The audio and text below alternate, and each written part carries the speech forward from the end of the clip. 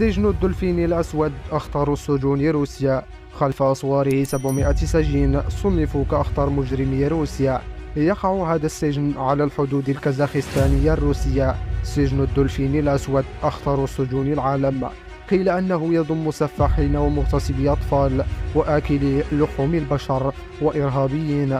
متوسط عدد الجرائم لكل سجين 5 جرائم. السجن مجهز بحراسة مشددة وكاميرات مراقبة على مدار 24 ساعة. كل زنزانة تتضمن على 3 أبواب حديدية لا تتجاوز مساحتها 4 أمتار مربعة حتى لا يتمكن السجين من مغادرتها على الإطلاق. ففي السجن الانفرادي لا يسمح للسجناء بالجلوس أبدا. السبيل الوحيد لمغادرة هذا السجن هو الموت. السلام عليكم.